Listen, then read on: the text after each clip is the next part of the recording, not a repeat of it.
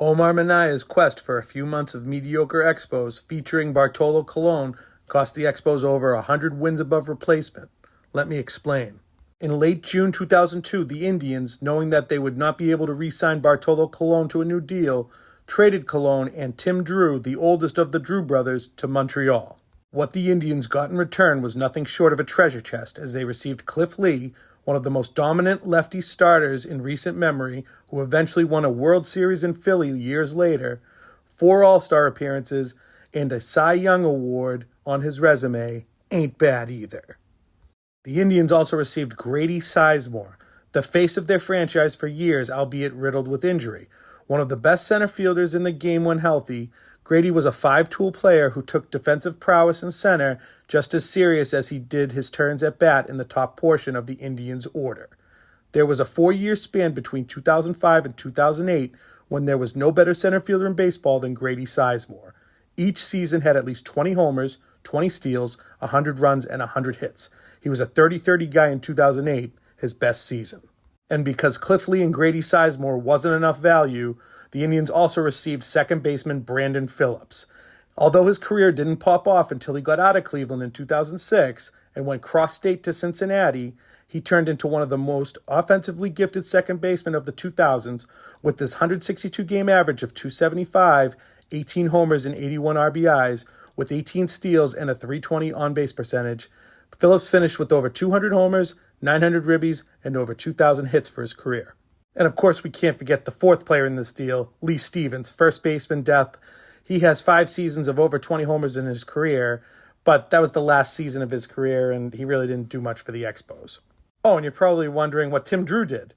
He had 84 career major league innings scattered across 4 seasons with a 7+ ERA. He was definitely the third of the Drew brothers. Let's not forget what brought us here, though, the main attraction, Bartolo Colon. He actually pitched well for Montreal. He went 10-4 with a 3.31 ERA, but with the Expos dropping under 500 during Colon's tenure, the writing was on the wall that GM Omar Minaya had to act fast or risk losing Colon for nothing, that treasure chest that he gave to the Indians, only for 3 months of play, not even making the playoffs. That's stuff that you lose your job over. So after the Expos failed to make the playoffs, they struck a deal in the 2002-2003 offseason and swapped Colon with Rocky Biddle and 2 other prospects from the Chicago White Sox. One of the worst trades ever on the surface. Colon has a 13-15 record with a 3.8 ERA. Mediocre season to his standards to that point in his career. He only spent 1 season in Chicago as he signed a massive 5-year deal with the Angels that offseason.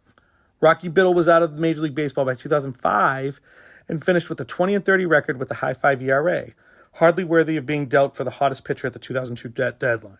When you give up prospects like Omar Minaya did to get Bartolo Colon, you're giving up a top-tier center field prospect, a top-tier second base prospect, and a top-tier starting pitcher prospect. Those are 3 guys that were at the tops of their positions at the primes of their career.